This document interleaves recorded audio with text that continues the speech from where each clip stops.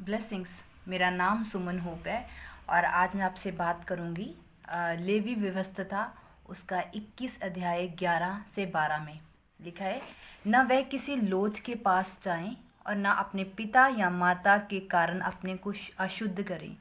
वह पवित्र स्थान से बाहर भी ना निकले और न अपने परमेश्वर के पवित्र स्थान को अपवित्र ठहराएं, क्योंकि वह अपने परमेश्वर के अभिषेक का तेल रूपी मुकुट धारण किए हुए मैं यहोवा हूँ।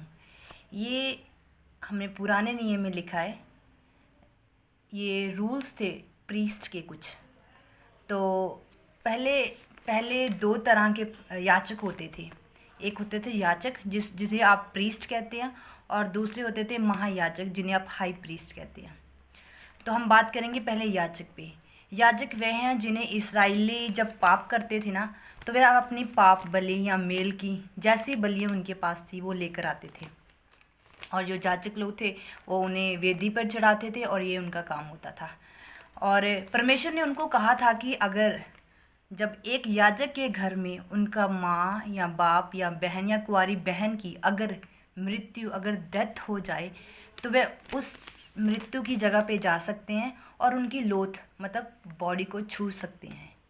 लेकिन अगर उनके कोई रिश्तेदार मर जाए, वह उसकी लोथ को मतलब उसकी बॉडी को छू नहीं सकते।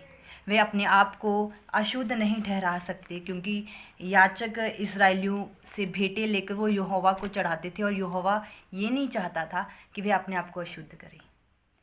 तो ये थे जो वो रूल्स थे, ये कुछ शर्तें थी जो प्रीस्ट जो याचक को करनी पड़ती थी। अब मैं बात करूँगी आपसे हाई प्रीस्ट के बारे में, जिसको हिंदी में कहते हैं महायाजक। महायाजक परमेश्वर ने उन्हें कहा था कि महायाजक, पहली बात कि अभी हमने पढ़ा था लेविटिकल्स मतलब लेवी व्यवस्था में उसका 21 अध्याय 11 और 12 में जो हमने पढ़ा था, उसमें लिखा था कि परमेश्वर ने कहा था कि महायाजक सबसे पहले पवित्र स्थान में कभी बाहर ना निकले, ये कहा था। दूसरा, अगर उनके माता पिता मर जाएं तो भी वे उस लाश को ना छुएं, उनकी बॉडी को ना छुएं, ये था उनका रूल। फिर उन्होंने वे अपने बालों को कभी भी बिखरने ना दे, वे अपने वस्त्रों को कभी ना फाड़े, क्योंकि वे परमेश्वर के अभिषिक्त महायाजक हैं।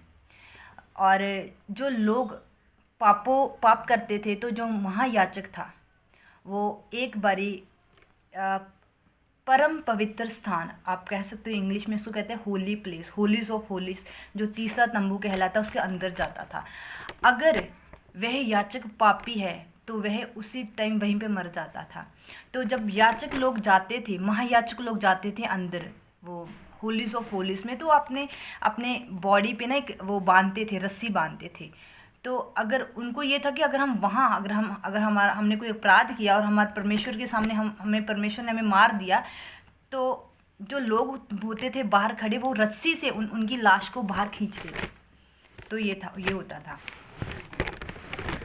तो हमने नोटिस किया, एक बात हमने नोटिस की इसमें कि जो याचक के ऊपर कम अभिषेक होता था, पर जो महायाचक थे उनके पास बड़ा अभिषेक होता था। जिसके ऊपर कम अभिषेक होगा उसका रूल्स, उसके शर्तें कम होंगी, और जिसके ऊपर ज़्यादा अभिषेक होगा उसके ऊपर ज़्यादा शर्तें, आप कैसे ज़्यादा रूल्स होंगे। इसका मतलब है कि अपने जीवन में के कितने अभिषेक चाहते हैं, ये हम पे निर्भर करता है। हमारा जितना बलिदान होगा, जैसे आपने देखा कि जैसे महाप्रीस्ट का कितना बड़ा बलिदान था, उनकी अनॉइंटिंग भी उतनी थी। लेकिन आज लोग ना सेक्रीफाइस देना नहीं चाहते। खुदा आपका समय का सेक्रीफाइस मांगता है, पर आजकल लोग कहते हैं कि हम इतनी बिजी दुनिया में रहते हैं, हमारा लाइफस्टाइल इतना बिजी कि हम खुदा को टाइम नहीं देता दे। उनका लगता है कि हमारे पेरेंट्स या हमारे फादर इन फेथ या हमारे मेंटर्स हैं हमारे लिए प्रार्थना करने के लिए, हमें क्या ज़रूरत है। मैं आपको ये बताना चाहती हूँ मेरे भाइयों और बहनों, अगर हम खुदा को टाइम नहीं देंगे, बाइबल कहती है हम सबकी अपनी अपनी इंडिविजुअल रिस्पॉन्सिबिलिटी है खुदा के पास जाना और उसके आज्ञाओं को मानना, और वो जैसा कहता वैसा करना। तभी हम खुदा के अभिषेक को प्राप्त कर सकते हैं, उसके मसा को ले सकते हैं, हम उसकी ब्लेसिंग्स को ले सकते हैं, अपने डोर्स को ओपन कर सकते हैं।